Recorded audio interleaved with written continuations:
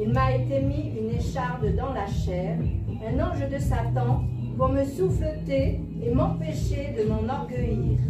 Amen. Amen. Sois richement béni. Donc là, c'est le cas de l'apôtre Paul. Ça peut paraître bizarre, ça peut être paradoxal. Il dit, et pour que je ne sois pas enflé d'orgueil, à cause de l'excellence de ces révélations, il m'a été mis une écharde dans la chair, un ange de Satan pour me souffleter et m'empêcher de m'enorgueillir.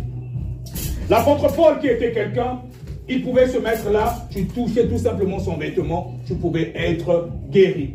Il faisait tellement de merveilles. Mais pour qu'il ne soit pas orgueilleux, Dieu a permis que le diable, parce que là il parle bien d'un ange justement de Satan qui a souffleté, qui a mis une écharde dans sa chair pour qu'il ne puisse pas s'enorgueillir. Donc ça veut dire que deux fois il nous arrive, en tant qu'enfants de Dieu, que nous puissions passer par un moment compliqué.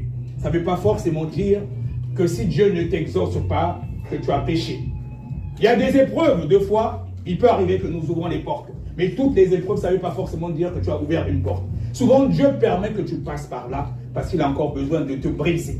Soit parce qu'il a encore besoin de te forger. Parce qu'il dit, bon, je donne telle grâce à mon serviteur, je donne telle grâce à ma servante. Mais comme il connaît ce qui est bien pour nous. Et là, c'est l'apôtre Paul qui parle. Il dit, et pour que je ne sois pas enflé d'orgueil. Parce qu'il peut arriver qu'en tant que serviteur de Dieu, tu débordes tellement d'onction, tu pries pour les gens, les malades tombent, il y a tellement de guérison. À un certain moment, tu risques de croire que c'est toi. Alors que la grâce, la gloire doit être à Jésus. Et donc là, ce que Dieu a fait pour l'apôtre Paul, en fait, c'est pour le protéger. Parce que le diable a été déchu parce qu'il a eu l'orgueil. Au bout d'un certain moment, il a voulu se mesurer à Dieu. Donc, Dieu, connaissant notre nature adamique, il dit, avec toutes les grâces que je donne là à Paul là, si je le laisse comme ça, si je ne lui mets pas quelque chose dans sa chair, il pourra arriver qu'il ait de l'orgueil. Or, quand tu commences déjà à être orgueilleux par rapport aux grâces de Dieu, c'est déjà fini. Là, c'est déjà le diable qui t'a possédé. Et comme Dieu ne voulait pas que cela soit le cas pour l'apôtre Paul, il a permis justement cette écharde dans sa chair. Donc, il avait une maladie en lui. Il dit bien que c'est un ange de Satan qui est venu pour le souffleter et l'empêcher de s'enorgueillir. Mon frère, ma soeur, je ne connais pas le problème que tu traverses. Tu es peut-être en train de passer un moment difficile. Ça ne veut pas forcément dire que tu as péché. Tu te dis que je marche dans la sanctification. J'essaie de vivre en conformité avec la parole de Dieu. Mais comment c'est possible que cela m'arrive?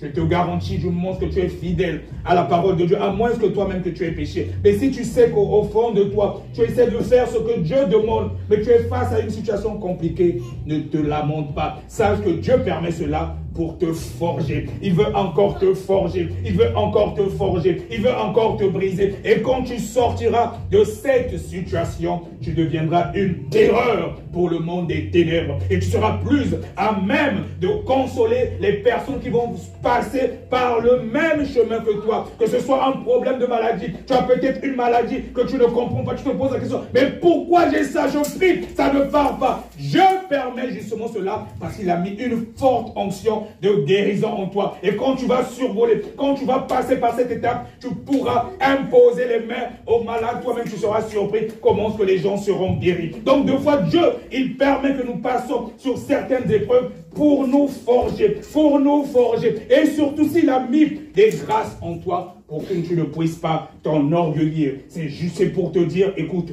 je t'ai donné telle grâce, mais cela ne vient pas de toi, c'est moi. C'est moi toujours qui dois être glorifié. Dieu n'aime pas que nous puissions voler sa gloire. Donc, il fait toujours ce qui est bien pour nous. Il a mis cette écharde dans la peau, dans la chair de Paul, pour que Paul ne puisse pas s'enorgueillir. Et donc, cette écharde était comme le mauvais jour de Paul. C'était comme son mauvais jour. Et quand il demandait à Dieu, Dieu lui répondait que sa grâce le suffit. Donc, à un certain moment, quand tu passes par une épreuve, par quelque chose de compliqué, regarde à Dieu.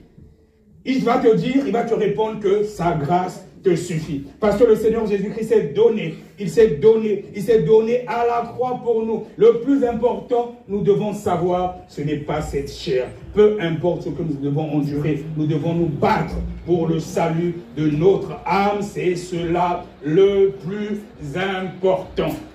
Alors, de quoi Paul souffre-t-il? J'ai essayé de rédiger un tout petit peu.